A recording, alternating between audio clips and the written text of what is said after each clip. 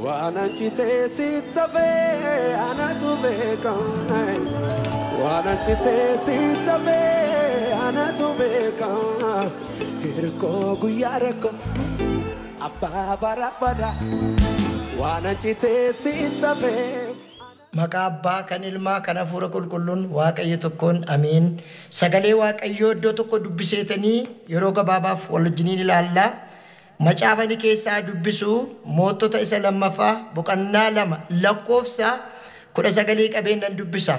Gaaf tokko namoonni mandarichaa Elsaa'iidhaanii yaa gooftaa kunoo akkuma ati argitu mandarichi illee iddoo bayeessatti ijaarameera. Garuu bishaan isaa gadhee waan ta'eef dubartoota irraa ulfa baasa jedhan. Kanaaf hin kadhanna yaa waaqayyo abbaa yaa waaqa uumaa waaqaaf lafaa galanni siif haa ta'u. Nu gargaartee yoonaan nu geesse si haa galatu. Sagalee kee nutti dubbadhu maqaa gooftaa Yesuusiin ameen. Iddoo kanatti maal agarraa? Saba naannoo sanatu gaaffii guddaadhaan qabame. Iddoo sanatti gaaffii inni qabame biyyi isaa gaariidha, qilleensi isaa gaariidha, albuunni isaa gaariidha. Jireenyi isaanitti toleera, facaafatan midhaan baasa. Garuu iddoo sanatti waan tokkotu gaaffii isaanitti dhume. Innumtiyyuu maal jennaani? Bishaan gadhee ta'e. Bishaan gaafa dhugan lubbuu baasutu ta'e. Innumtiyyuu gaafa dhuganii namni garaatti baatu yoo jiraate irraa baachuudha. Akka naannoo keenyatti dubartootarraa ulfatu baasa jedhamu sanadha. Kanaafi waan godhan dhabani bara baay'ee yaalaniiru ogeessatti fidaniiru. Kanaaf rakkatanii waan godhan dhabanii bara sana keessa waaqayyo nama isaaniif kaase. Kanaaf bara keenya keessayyuu nama hiikanuu ta'uu dhabne malee waa'ee biyya keenyaaf waa'ee naannoo keenyaaf hiiktin ta'a ture. Bara sana keessa Elsaa'itu nama waaqayyo Eeliyaas irraa kan barate mandara sanatti argatan. Elsaa'i kuni nama qabeenya isaa bultoo isaa hiisee Eeliyaas faana bu'ee erga Eeliyaas gara waaqaatti ol ba'ee immoo nama hojii waaqayyoo hojjetu ture jechuudha. Kanaaf iddoo kanatti yaa Elsaa'i yaa nama waaqayyoo maal goona biyyi keenyi gaariidha. Iddoo nuti jirru gaariidha. Garuu bishaan isaatu gadhee ta'eedhaan maal jennaani gaafa dhuganii dubartoota irraa ulfa baasaa jedhan. Kanaaf inni immoo maalin isin gargaaru reedhee yaada isaa keessatti akkas jedhe wacitii haaraa soogidda keessa buusaatii fidaa'e. Isaanis wacitii haaraa soogidda keessa buusanii gaafa isaanii gara isaatti geessan inni immoo dhaqee madda burqaa bishaan sana keessaa hin darbatee buuse. Yaa waaqayyoo ani bishaan kana har'aan qabee nagaatti geeddareera. Kanaa booda waa gochuu akka hin dandeenye jedhee akkuma Elsaa'i jedhe sana booda bishaanichi gaafa dhuganii waa baasuu waa ajjeesuu dide jechuudha. Waa ajjeesuu dhiise jechuudha. Sanaa qabee hin geeddarame jechuudha. Kanaaf maal jechuu barbaadeen iddoo kanatti haala bara keenyaa deddeebii bara keenyaa jireenya keenyaa oolmaa keenyaa hojii keenyaa ilaaleetanii sammuu koo keessa waa dhufe maa inni yoo isin jettanii mata duree akkas jedhu gaaffii sammuun kaasee gadda garaa boossisuuf waaqayyo deebiidhaa'edha. Irra isinii deebi'asa kana gadda sammuun kaasee gadda garaa boossisuuf waaqayyo deebiidhaa'edha. Maal jennaan bara keenya kana keessatti waan baay'ee argine waan baay'ee ilaalle waan argines waan dhageenyes miidhaa nutti ta'e yoo karaarra deemnu wanti nuti ilaallu gadda sammuu keenyaati gadda garaa keenyaati waan goonu dhabne isa kanaafi iddoo kanatti saba kanatu gaaffiidhaan guutame gaaffii isaanitti ta'e bishaan yoo dhuga malee jiraachuun hin danda'amu. Yoo bishaan dhugan immoo sanyii isaaniitu hin qaxxalu. Hormaata isaaniitu citaa jechuudha. Akkuma seera ba'uu boqonnaa tokko keessatti ijoollee dhiiraa irratti labsiin ba'e. Akkas jedhee bara sana keessatti mootichi Firoon jedhamu tokko dhiironni yoo dhalatanii biyya nurraa fudhatu waan ta'eef akkuma isaan dhalatanitti hudhaatii bishaanitti darbadhaa jedhe. Bara sana keessa ajjeesaniitu bishaanitti darbatu. Bara amma iddoo ani amma dubbisa kana keessatti mootota isa lammaffaa boqonnaa 19 yoo dubbattan immoo bishaan isaa yoo dhuganidha ulfa namarraa baasa. Gaaffiidha kun. Barasana keessatti Waaqayyo kan inni ittiin gargaaraa ture deessitoota naannoo sanaati ture. Isaan iyyuu akkas jedhu gaafa arganii dhiisu turan.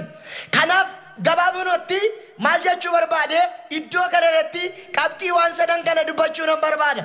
Waaqayyo nu gargaaru. Maaltu gaaffii namatti ta'a isa jedhuudhaafi qabxii sadii dubbata.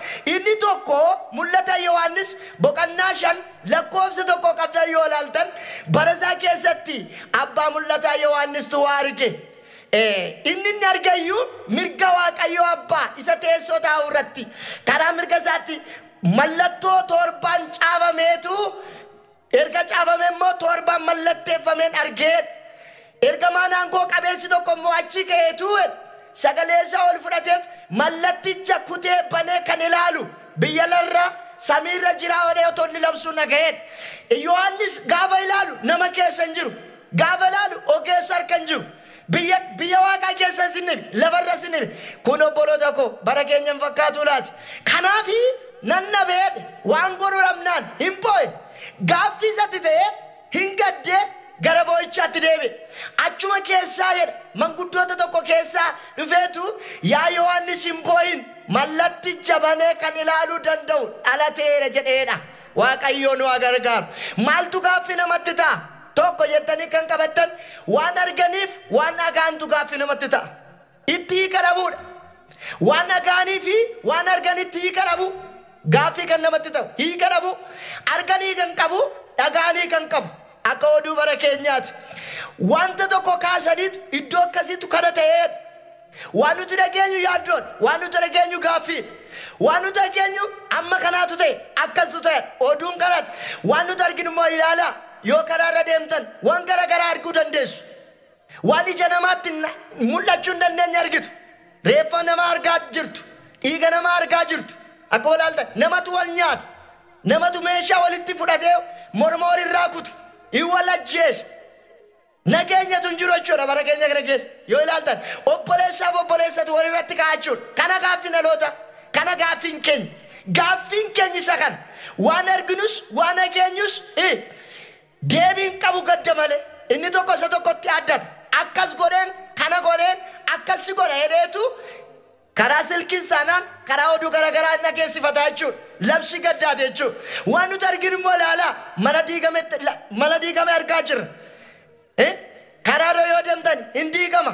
Yoo as ilaaltan reeffatu jira. Duratti akka seera namaattis taanaan akka seera Waaqayyoottis namni yoo du'e dafee biyyoo argachuu qaba. Inni kun bara keenya keessatti garuu nam tokko yoo du'e awwaashan qabu. Irratti dhaabatanii footoo ka'aa jiru. Nan dubbadha isa kana yoo ulfaate illee wanta ta'aa jirudha. Soba miti. Ispaaltiitti baasanii namoota baay'ee agarsiisu. Inni tokkos akkas godha mukatti fannisee argisiisa. Inni tokko immoo morma kutee agarsiisa. Inni tokko immoo haada kutee argisiisa. Barri keenyi bara gaaffii koottaa akkuma bara sana biyya sana keessatti gaaffiin itti ta'ee gara nama Waaqayyoo dhaqanii furmaata argatan. Waa'ee biyya keenyaaf maal gochuudha? Waa'ee gaaffii keenyaaf maal gochuudha? Waaqayyoon gaafachuudha gabaabinatti. Kanaaf wanta arganiif waan dhagaanitti kan nama raasu. Elsaa'i kana gaafa gooftaan isaa Eeliyaas jalaa fudhatame raajoonni Beetel raajoonni Yordaanos kutataatiin gooftaan keessi jalaa fudhatamuuf gaafan beekanoo cal jalaa jedha ture. Callisaa nan beekatti jedha. Yaa obboloota koo oduu nageeffatiin oduu wanta dhageessu oduu gaariin hin jiru. Oduu si jajjabeessu hin jiru. Kanaaf oduu kana kan nuti irraatii ofirraa deebisuu dandeenyu beeka dhagayeera maaltu si gashe waa'ee koo yoo jenne deebii arganne jechuudha. Kanaaf wanta arginu kanatti immoo oduu odeessu ton ta'in Waaqayyoon kadhachuudha asiniin jedhan. Iddoo kanatti egaa Yesuus Kiristoos akka inni dhalate hiika ta'uu dubbata iddoo sun. Yohaannis hin arge hin dhaga'e waan inni arge mul'ataatiin mallattoo torba mallatteeffamee teessoo isaa aangoo qabeessa bukkeetti arge. Waan inni dhaga'e immoo ergamaa aangoo qabeessatu mallatticha kana kutee kan banee keessa isaa ilaalu jiraa'oo biyya kanaaf naannaa kanaaf wanta kana kan hiika ta'u jiraawannaan hin dhabe. Kanaaf gadde kanaaf boo'e kootu hin gaddiin kootu hin boo'in furmaanni jira. Furmaanni isaa maalidha? gara Kiristoos Yesuusitti deebi'uudha. Maqaan Waaqayyoo kan ulfaate haa ta'u.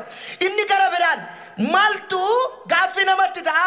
Madda burqaamaa ulfa baasuudha. Isa kana irratti dubbachuu barbaada. Madda burqaa hamaa ulfa baasu. Ilaala. Bara keenya kana keessatti rakkina gurguddaa kan nutti fidee jiru. Miidhama gurguddaa kan nurratti fidee jiru maalidha? Gaaffiin keenya inni tokkoof tokko waa'ee biyya lafa kanarraati. Waa'ee dhalootaati jechuudha. Mee ilaalaa. Bara sana keessa namni yoo bishaan dhugeetu kan ulfina namarraa bahu. Amma garuu itti fedhii isaa guuttachuuf jecha wanti uumame tokko dhalootarraa ba'aa jira. Kana kan fide dargaggoota keenya, shamarroota keenya gara ulfinaatti deebi'a. Gara ulfina Waaqayyoo dhiisaniitu gara ulfina Waaqayyoo hin taanetti deebi'anii isin jechuu barbaada. Maal jennaan? Mee ilaalaa. Durii dubartoonni yookaan shamarroonni ulfina isaanii hin beekamu. Ulfina kan nuti jennu akka seera Waaqayyootti waan itti dhalatan tokko hamma gaafa gaa'ila isaaniitti qabatanii taa'uu jedha. Kun seera Lewwota keessallee jira.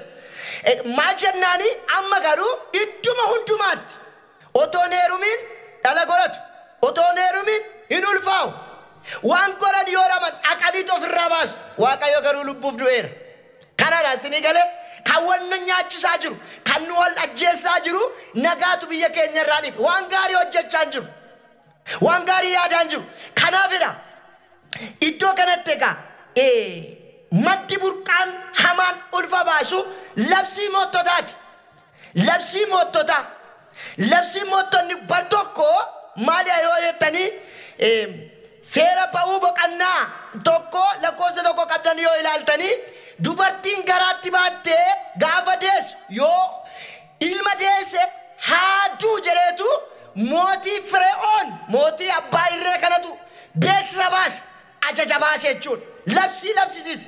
Kun moottota bara kaan keessatti jireenyi isaanii, yaadni isaanii hamaa gaafa ta'u dhaloonni jiraachuu hin danda'u.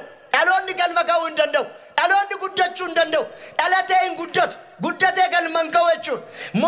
Mootummaan sun karoora isaa keessatti dhiirri yoo dhalate, yoo guddate, yoo baay'ate mootummaan har'aa fudhataa jireetu. Inni Waaqayyo jedhe hin oolu. Dhalootatu dhuma malee, handarbutu darba malee Waaqayyo baruma sana keessa immoo nama kaafate. Eenyu jettan? Baruma sana keessa Museen hin dhalate.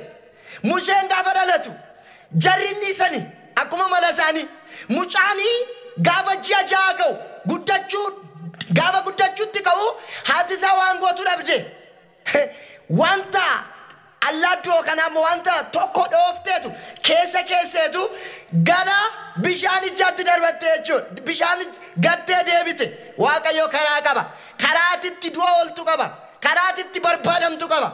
Baruma sana keessa isuma isaan labsii baase. Manuma labsiin ba'e keessaa immoo labsiin dhaloota guddisu ba'e. Dhaloota irraa kan wanjoo cabsu dhaloota kan guddisutu ba'a jechuudha. Dubartiin yookaan intalli mootii sun dhaqooni gaddattee gara Yordaanositti gaafa gadi buutu mucaa allaadduu keessaatii boo'u argite. Achi booda itti siqtee ilaallaan mucaanii bifa qaba hin bareeda. Kanaaf hin fudhatte hojjettuu isheetti ergitee waan gootu dhabdennaan obboleettiin Museen immoo itti dhiyoo jirti turtee jedha. Sanaa booda akkas jette nama isinii guddistu baattee isinii guddistu tokko isinii waamu jennaan. Mee dhaqinaa waami ka'eet haadhuma isaa deebi'eetu haadhuma isaa waamte jechuudha. Argaa obboloota koo Waaqayyo karaa qaba. Hin ariifatiin iddoo kee gadhiisin. Nan du'an jedhin biyyaan ba'an jedhin qoricha dhugan jedhin haadan of gatan jedhin ofan guban jedhin lafarraa ofan balleessa jedhin. Mee taa ilaal Waaqayyo fala tokko fideera. Dubbii makana fakkaatu Haamaan bara Maardikoos irratti ga'e. Maardikoos Waaqayyoon kadhate. Waaqayyotti boo'e. Maalan godhe? Dabaan hojjenne. Waa tokkoon goone jedhee Waaqayyotti gaafa boo'u Waaqayyo yaada Haamaa inni irratti qopheessa sana hin jijjiire jechuudha. Sirraa jijjiira Waaqayyo. Sirraa dabarsa Waaqayyo. Gadda garaa kee gammachuudhaan geeddarata. Maaltu beekaa? Ibroota boqonnaa tokko lakkoofsa 11 yoo dubbattan ati garuu haftee jiraatta isaan garuu dhumuuf jiru. Dubbadha. Ati garuu haftee jiraatta isaan garuu dhumuuf jiru. Yeroo Waaqayyo eegi halkan sana hirribarraa kaase mootii irraa maaddikoosin dooshee hamaan inni hamaa irratti qopheesse sun gara isatti maaddikoos irratti qopheessetti darbee jechuudha. Kanaaf Museen hin guddate. Erga guddatee Waaqayyotti mul'ateetu hundumti keessaduu kan beektanii saba garbummaa jalaa akka inni baase godhee jechuudha.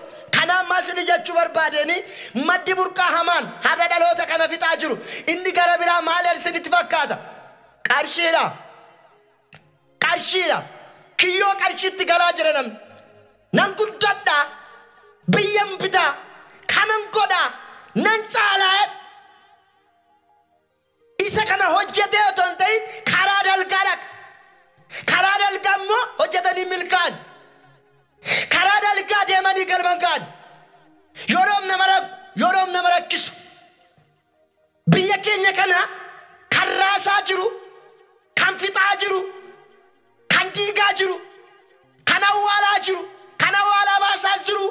Maalidha beektu? Karaa malee guddachuu, karaa malee duroomuudha. Yuudaan bar tokko nan duroom nan guddadhe otoo Yesuus faana deemu. Dubbii dhugaa dubbachuun hamaa gooftaa masaa irratti deemee qopheesse. Maatiyoos boqonnaa 26 14 qabdanii yoo dubbattan Maatiyoos boqonnaa 26 lakkoofsa 14 qabdanii yoo dubbattanii egaa Yuudaan gooftaa isaa gurguree duroomuu barbaade. Qarshiin si keessa jira taanaan obboleessa kee isa gaarii hojjetu irratti gaarii hojjettu otoo hin ta'in hamaa hojjettu akkati homaa hojjettu kan godhu maddi burqaa hamaan qarshii barbaaduudha. Moottonni lafarratti kan wal fixaa jiran, dhaloonni lafarratti kan wal nyaachaa jiran waa biraa miti. Biyya kana guddisuu otoo hin ta'in biyya kana gaggeessuu, biyya kana gaarummaa gaariitti baasuu otoo hin ta'in karaa malee duroomu. Maaliin argineesin meeshaa kan walitti fudhatan, kan wal ajjeesan, kan wal waraanan, kan lubbuu walii baasan maaliifidha? Kan mana keessatti mana baasanii fudhatanii iddoo garagaraa cuqqaalanii bushanii waan garagaraa kan godhan birrii barbaachan duroomuudha. Kun immoo hin danda'amu. Haleluuyaa. Yesuus bara baraan gooftaan hin danda'amu. Kun gaarii hojjedhu. Ati yana manan guddachuu yoo barbaade, nama ta'uu yoo barbaade gaarii hojjedhu. Yuudaan Yesuusin akkuma gurguree qarshii fudhateen rarree jedhe. Hindu'e. Mee hojii ergamootaa boqonnaa 5 lakkoofsa 1 dubbadhaa. Anaaniyaa fi Sapharaa abbaa manaa fi haadha manaa irraa dhoksatan tokkummaa ergamoota irraa dhoksatan itti guddachuuf qobaatti argitee tokkummaa diigaa jira.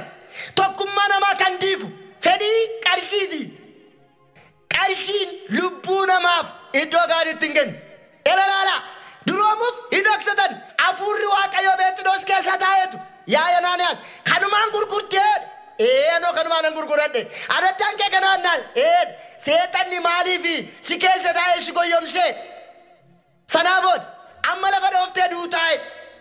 Bara keenya kana keessatti kan rakkise waldaa kiristaanaa akka jaardagaan garaa guute godhee kan keessa guungumu namni firaa fi dubbii gadi baasuu dhiisuun isaamaa jala hamaa qabatu of jala kaa'achuudhaanidha. Gadi baasuu dhiisanii Yesuus gooftaadha. Firaan itti namnite dibamtee miti dhiibamtee dhufte. Dhaloonni dibata qaban waldaa keessaa iddoo qabani.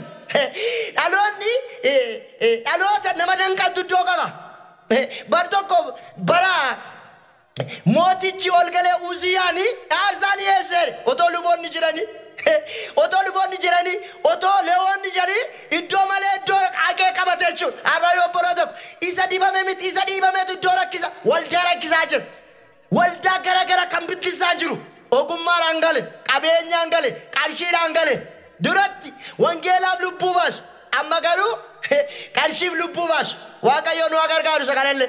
Kanaaf egaa iddoo kanatti yoo deebi'u Anaaniyaas Saphiraa fi Anaaniyaas akkaataa akkasitti kan isaanii iddoo Waaqayyo isaan kaa'eeti sokkan. Mee ilaala akkuma kanas uumama boqonnaa 3 lakkoofsa 1 qabdanii yoo ilaaltan yeroo jalqabaatti seexanatu goyyomseera. Goyyomsaa seexanaa Baragana keessattiyyuu karaa malee guddachuuf karaa malee duroomuufidha. Kiyyoo seexanaatti dhaloota gash maddi burqaa hamaan inni du'a nama irratti yaadu inni waan garagaraa godhu gabaabinaan isa kanadha. Maalidha? Madda burqaa hamaa ulfa baasudha jechuudha. Moottota isa lammaffaa boqonnaa 2 lakkoofsa 19 yoo dubbattan 20 yoo dubbattan isa kanarratti argachuu dandeessu. Kanaaf inni gara biraan balleessaa malee du'anii gumaa malee hafuudha. Keessa deddeebi'ee dubbachaan ture balleessaa malee du'anii gumaa malee hafu nan dubbadha yoo ulfaateyyuu. Moottota isa duraa boqonnaa 21 lakkoofsa 1 qabdan yoo ilaaltan Naabutee dhaala abbaasaa eeggachaa jiru argitu. Iddoo sana Naabuteeni dhaala abbaasaa irraa argatee araddaa abbaasaa irra goojjoo abbaasaa irra taa'ee bara eega. Achuma irratti yoo ilaaltan lakkoofsa 1 irratti yoo ilaaltan immoo ahaa mootii biyya gaggeessu ilaaltu argitu achirratti. Aab kun immoo bara sana keessatti mootiidha biyya busha biyya gaggeessu. Namichi kuni hiyyeessadha waan qabu dhaala abbaasaa argate. Abeet Yesus gooftaan dhaala abbaasaa argateetu bara eegaa jira. Yaa nama bara eegdu ayizoo Waaqayyo sii jira. Yoo sirratti qaaniyyuu yoo lubbuu kee baasaniyyuu yoo dhiiga kee dhangalaasaniyyuu Waaqayyootu sii falma siif. Namni naan falmu hin jedhin Waaqayyoo sii falma. Iddoo kanatti Naabuteedhaan akkas jedha iddoo isaa keetti mana isaatti dhiyoodha. Iddoo Naabutee argatee ilaalaa yaa Naabuteen hiyyeennaan iddoo dhaaba kee kana naa kenneen maaliif jennaan yoo birrii ta'e iyya caalsee baay'isee sii kennaan. Argitanii akkuma sola dubban yoo geeddaraa ta'e immoo bakka bal'aa sii kennaan. Maal ta'ee mootiini maal bakka bal'aa sana irratti hin hojjetu hoo anoonni ajaa'ibu maal ta'e. Kanaafi lakkii yaa mootii akkuma aadaa keenyattu dhaala abbaa ofii namaa kenne qabatanii bara eeggatu malee qabataniitu diyoo dabarsu yookaan kennaa kennu dhaaltummaadha dhaalatti dabarsu malee hin gurguran hirmiidha. Namaafis kennan hirmiidha jedhe maal goota jennaan sii kennuu hin danda'u dhaala abbaa koo sii kennuu irraa Waaqayyo naa baraaru jedhe. Akka aadaa Israa'elitti bara sana dhaala tokko yoo argatan gurguruu hin danda'an geeddaruu hin danda'an. Dhaala abbaa abeet Yesus gooftaadha.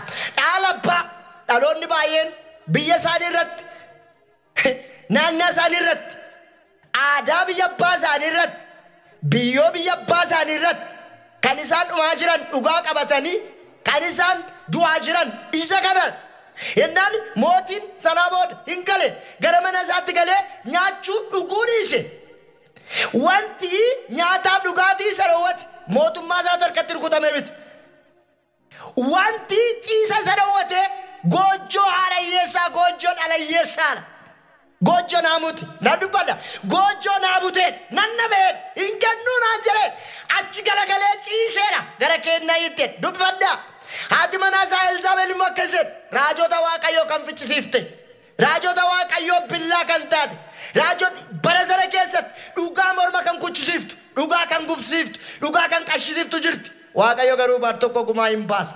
Kanaaf maal taate mootii maami nyaattorra eessa ooltee dhuftee nani lekki anoo iddoo tokko ooleetanii Naabutee dhaala kennaa kenneen nan na dhawwate kanatu na aarse kanatu si aarsa mootii biyya bushu taate. Yaa warra gorsitoota of eeggadha Waaqayyo gumaa ijoollee isaa hin baasa. Kanatu si dhibeere amma kayi nyaadhu dhugi tolumayyuu akkati fudhattu nan godhaa jette. Tolumayyuu akkati fudhattu nan godhaa. Abeet yoo tola fudhatanii Waaqayyo immoo gatii isaan hin baasisu. Tola fudhee reetteetti gammadaa jirtaa mana namarraa fudhattee qarshii namarraa fudhattee hattee ajjeeftee itti baanuufi hin ta'u. Waaqayyo morma kee qaba huutuu kee qaba hin jiraattu. Ela akkas jedha sagalee Waaqayyo keessatti quunnaa itti namaa safartetti gadi qabamee si safaramana. Maatiyoos boqonnaansaa 7 lakkoofsa 1 dubbifadhaa. Waanuma gooti waanuma nama hojjetu hin nyaattu nama ajjeefte taanaan gaaf tokko kan si ajjeesutu sitti dhufa. Iddoo tokkotti akkas ture bar tokko mucaa wayii tokkotu abbaa qaba abbaan isaa baay'ee dulloomeera jaldeessa eessisa ture.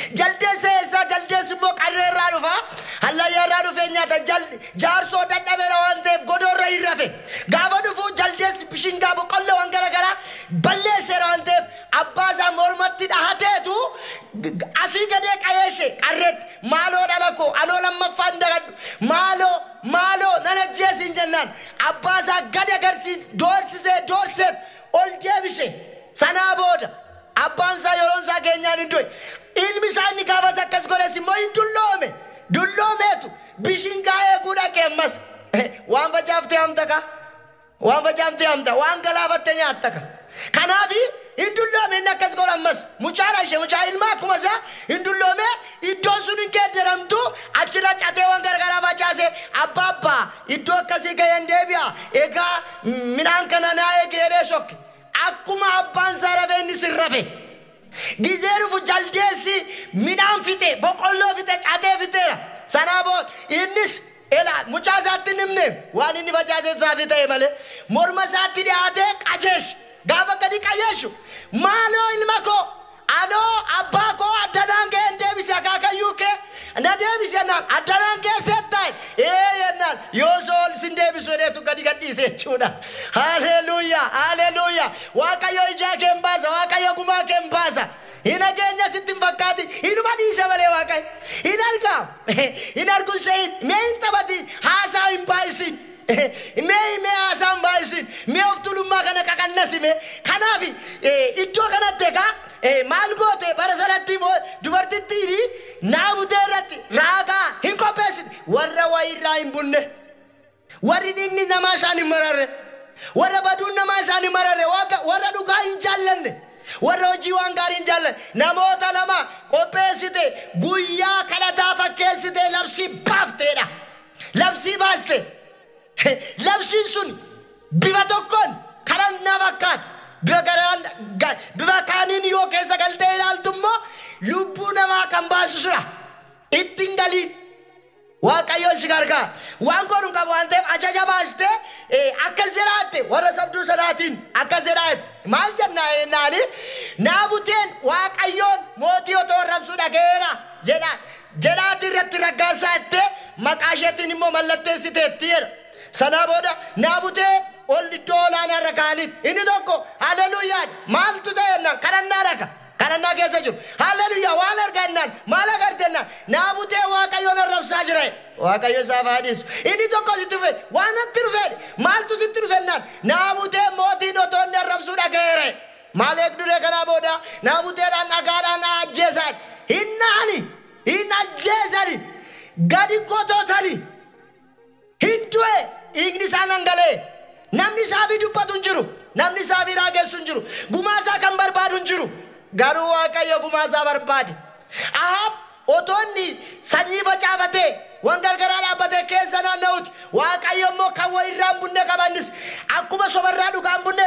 kan dhugaarraa waan bunne jiru kanaa booda Eeliyaasitti ergeetu naabutee nama koo ajjeeftee lafa dhiigni isaatti dhangala'ee biyyoon ugdetti dhiiga kee immoo sareetu arraabaa'e funoo kana dhagaa kanaafi waaqayyo ijaa namaa hin baase mootiin hin gaddee qalbii diddiratee waaqayyo yeroodhaaf hin qo'ise gaaf tokko lolatti baanaan xiyya karaa malee darbatameetu hoffaa mootichaa tinammee ajjeese ammaal yennaan na naannessaa ani du'eera jedhe gaggabaabinaan nan dubbadha kanaaf waaqayyo gumaa naabutee nama baase miti waaqayyotu baase kanaaf dhaabadhu dhugaa qabbuu dhaabadhu dhugaa kee kana irratti waan garagaraa ta'e yeroo disisi akkuma kana Yaaqoobiin morma kuchisiise hojii ergamootaa boqonnaa 12 lakkoofsa 1 Yaaqoobiin bara sana yeroo dis bu'aa waldaa kiristaanaa warra ta'anirra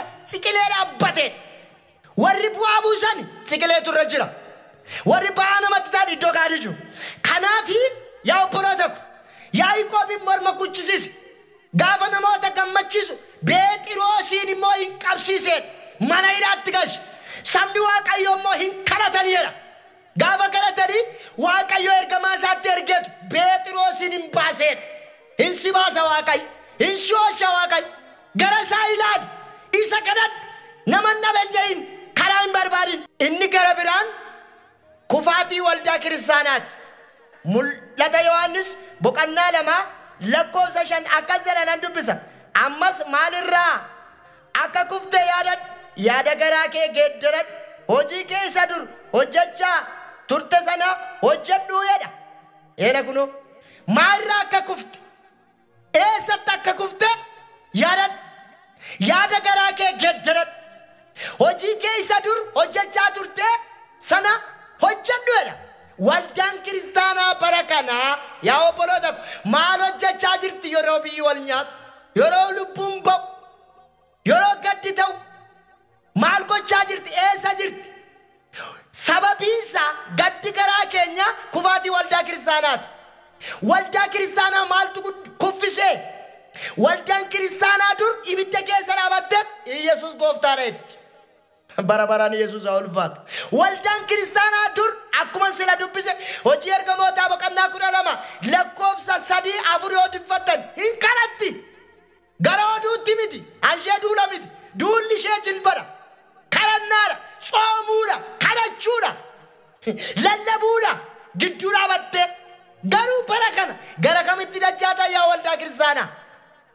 Yaa waldaa kiristaanaa, yaa waldaa dhiiga Kiristoos Yesuusin bitante, lallabni kee, hojiin kee, dhugaa ba'umsi kee maalinni? Maalirraa kufte yaadadhume? Kufaatii waldaa kiristaanaa gaaffii namatti ta'a bara kana. Mee waldaa garagaraa keessa deemaa ilaala. Hallelujaan jira, raajiin jira, cookuun jira, bu'aan hin jiru. Duratti wanta nama rakkisetti inni hin ba'u, hin soomu. Soomiin hin seeramu. Qeesiin hin soomu, paasteriin hin soomu, raajiin hin soomu. Maal jennaan? Amantii qabaannaan nu gaa'e. Maal jennaan? Warri maal ebeetta? Congaarraa si guba, congaarraa keetii gubatte. Congaarraa kan uume eenyudha? Congaarraa mitiim Yesuus Kiristoos akkati congaarraa fayyiftuuf si godha malee. Maal taatee yaa namana? Kanaafi kufaatii waldaa kiristaanaa gaaffii. Ergaa waldaa Efesooniif ergameedha.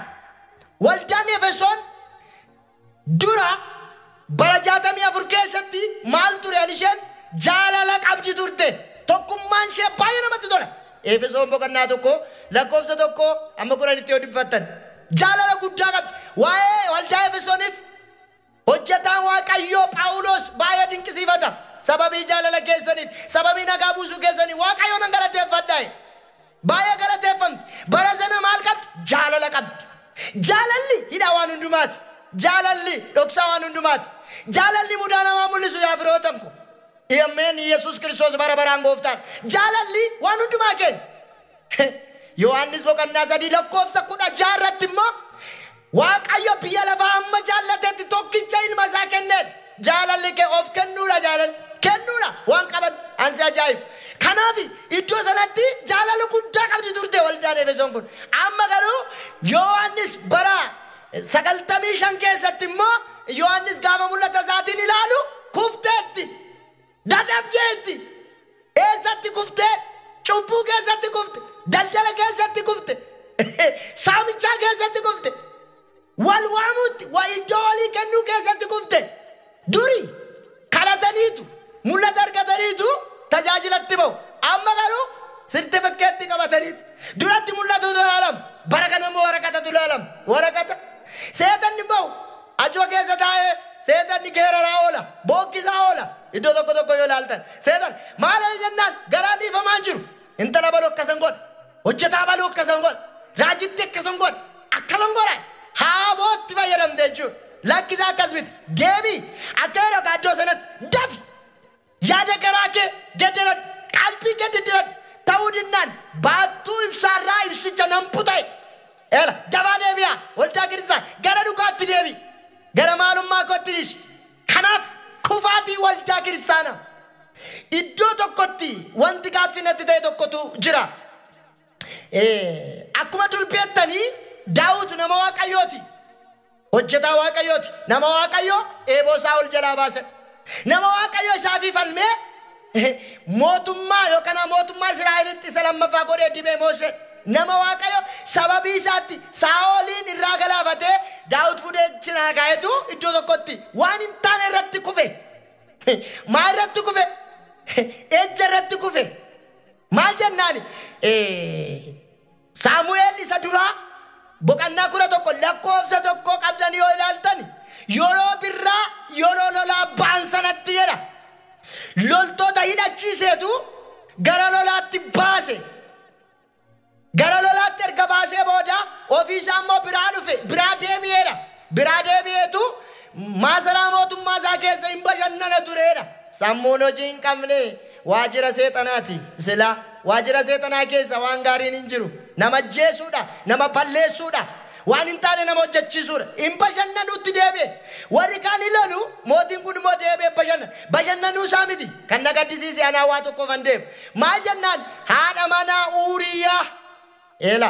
manaa Uuriyaatu guyyaan marsaan laguu ishee irraa dhaabannaan amna deqachuu dhaqxee wayyaa miiccachuu dhaqxeera inni immoo ol gadotoo naanna'u hin argeera dubartittiin hin miidhagdeera kanaafi eessa isheen dubartittiin jedhee hin qorachiise isheen haadha manaa Uuriyaa isa hojjetaa kee gara dirree lolaatti ba'eedhaannaan aqaa waamaa fidaa jedhe Waaqayyo saafaadhiisu taratii tokkotu akkas jedha sangaa guddaanii baraayisee oodii tosheennaan alba'ee oodii balleesseera mootummaanii biyyaaf falmannaan inni kun immoo biyya irratti waan hin taane hojjeta jechuudha. Haleluuyaa Waaqayyo nu gargaara gaaffii natti ta'e iddoo sanatti baay'een haala ammoo baay'een gad inni waa'ee mootummaa isaaf duula dhaqe inni immoo deebi'ee haadha manaa isaa wajjin sagaagala. Kun raajiidha.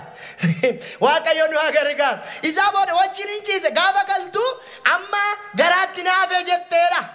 Jirtanaa godha Waaqayyo bara baraan gooftaadha kanaafi garaatti naafee ani siif ulfaa'eera yaa mootii sii da'uun koon oolu jennaan mootiin kun narratti baramnaan biyyannatti kolfa mootummaa koo salphata jedheetu dhaqee Uuriyaa waamsisee gara haadha manaatti fidee haadha manaa kee bira bulu jennaan lakki warra ani wajjinii hidhadheebe hidhannaarra jiru argiteega hidhannaarra jiru ani mootummaa mana koo ciisaa lakki ciisi rakkinni hin jiru wal abeet otoo siitiyo otoo anaatiyo boqonnaa arganne mootiin nu waame mana keenya hin bashannantu otoo siiti dhaloonni durii dhugaaf jiru malee sobarratti hin du'an kanaaf hin didee balbala buleera gabaabsee yeroo dubbachuu dandeessu kutaa sana isinii kenneera kanaafi gaafanni diduu caafeetu gaggeessitu waraanaa sanatti yeroo inni dhufu Uuriyaadhaan adda waraanaatti baasii ajjeesi jedheen elalaalaa yabbuloo tokko elalaalaa maa irratti kufe takka ejjarratti sagaagalummaa irratti kufe mootiidha lammaffaa lubbuu namaa baasuu irratti kufe Waaqayyo hin aare hin gadde Waaqayyo hin kubate hin arga Waaqayyo yaa mootota lafarraa waan gaarii hojjedhaa Waaqayyo ni san arga waajjira keessan keessa jira Waaqayyo gaafatti dalga murteessitu gaafatti dalga hojjettu gaafatti lubbuu namaa irratti hojjettu isi arga Waaqayyo sirraayi dinnaa Waaqayyo si sirreessa ana seete sirratti kaa alangaa Waaqayyo sirratti kaa dubbii Waaqayyo hin sodaatu Waaqayyo namni barakana haleluuyaa maayoodhaan ela kaamina nabalu iddoo balutti beeran maani ana kaza deebii cubboo hojjettammoo kan jedhu hin jiru hin guddatta hin ceeta hin utaaltaa nama ajjeesaa jiru abeet ani immoo deebiin siin jedhe of ilaali maal akka jirtu of ilaalaa waajjira jettan keessatti seeltire jirtan keessatti of ilaalaa dhugaa hojjedhaa dhugaan hojjettan taanaan ibiddi amma qabatee kun hin naamu abidda kanaaf kan gaazii ta'u sobadha baasaa soba jallina baasaa karaa dallaa hin deemina isa kana miti waa biyyaa kan fitaa jiru kan wal nu ficcisiisaa jiru kan walitti nu duushaa jiru soba mattaadha guddachuuf jettee mattaa nyaata dhalli hiyyeessaa immoo waan godhu gaafa deemu gara hin taanetti of malachuu kanaaf dhugaa hojjedhaa amma bara kana keessatti yoo baratan ofuma baratu maa jennaan yoo birrii qabaattan malee qacaramuun hin jiru yoo fira qabaat yoo birrii qabaatte qacaramte kanaaf dhugaan hin jiru sana booda maaliifi Waaqayyo hin naare sana booda namoota tokkotti erge raajii wayitti ergeetu ati yennaan maaliifi haala manaa Uuriyaa fudhachuuf jette lubbuu Uuriyaa baasifte lubbuu keen baasa jedhee hin gadde mooti gaafa gaddu Waaqayyo araara qabeessa garuu nduutu gatiin cubbuu hin oolu meelaadha Amoon obboleessa isaa Taamaariyaatti maal hojjete walitti deebise ijaa baasachise jechuudha gabaabinuu hin nagaddisiise namoonni baay'een waan hin taane irratti kufaa jiru meelaalaaka kanaaf yobboloota ko dubbii koo asuma irratti yoo walitti sinii qabu mata dureen koo gaaffii sammuun kaasee gadda garaa boosisu waaqayyo deebiidhaa. Waaqayyo akkamiin deebiinuu ta'a gara waaqatti deebi'u iyyuu qalbii diddirachuu oduu dhiisanii soomu. Dhiisi amma namoonni baay'een warri waldaa irratti hojjechaa jiran mindaa koofi jedhu. Mindaa isaaniif amma fakkeenyaaf iddoo garagaraatti amma sabakaanii namoota baay'ee hin gaggeessitu. Inni tokko azaara kun inni tokko achirraa kun inni mataa qabu mana jala naannaa mandara keessa magaala keessa naan isheen mataan qabne garagaraa iddoo garagaraatti akka biyya keenyaatti gammoojjii baatti ergu karaa fagootti ergu akkas godhu hojjettee yoo dadhabdu iddoo tokkotti gorti jechuudha. Kanaaf iyyuu gadda garaa qabna. Waaqayyo immoo nu gargaara. Hiika nuu ta'a waaqayyo. Waaqayyo akkatti nu dhiisu. Waaqayyo bara keenyaaf haala keenyaaf deebii nuu ta'a. Gara waaqayyotti deebi'a. Gara waaqayyotti deebi'i. Yaa Israa'el deebii yoo barbaadde gara kootti deebi'an. Gara waaqayyotti gaafa deebin gadda garaa keenya gammachuutti geeddaruu danda'a waaqayyo. Waaqayyo nu gargaara. Sagalee waaqayyo dubbiseen nan xumuraa akkas jedha. Faarfannaa Daawit 131 yaa Israa'el ammaan jalqabii hamma bara baraatti waaqayyoon abdiidhaan eeggadhu jedha. Galanni siif haa ta'u, ulfinni siif haa ta'u, yaa abbaa si haa galatu. Gadda garaa qabna. Guyyaan nutti dukkanaa'e haalatu jijjiiramuu dide, baratu jijjiiramuu dide. Yaa waaqayyo waa'ee bara kana, waa'ee haala kana, waa'ee nagaa biyya keenya sittan kenna. Maqaa Yesuusiin nagaa kee baadhuuti yaa waaqayyo gara biyya keenyaa kootu. Kootu yaa waaqayyo. Yoo ati dhufte malee nagaan hin jiru. Yoo ati dubbatte malee nagaan hin jiru. Maqaa Yesuus Kiristoosiin nagaan kee biyya keenyaaf haa ta'u, waldaa keenyaaf haa ta'u, waajjira keenyaaf haa ta'u. Maqaa Yesuusiin kan nagaa keenya nyaatu, kan biyya keenya nyaatu, hafuura hamaa biyya kana irratti ka'e maqaa gooftaa Yesuusiin adabeera, adabeera, adabeera. Hafuura jaajaatamii hojii biyya keenya irratti hojjetamaa jiru hojii dhiiga namaa dhangalaasu maqaa Yesuusiin ati nurraa dha'i nu gargaar nu wajjin ta'i nu gaggeessi maqaa gooftaa Yesuus Kiristoosiin ameen. Shaaloom waaqayyo si wajjiniin haa ta'u. Har'as galatoomi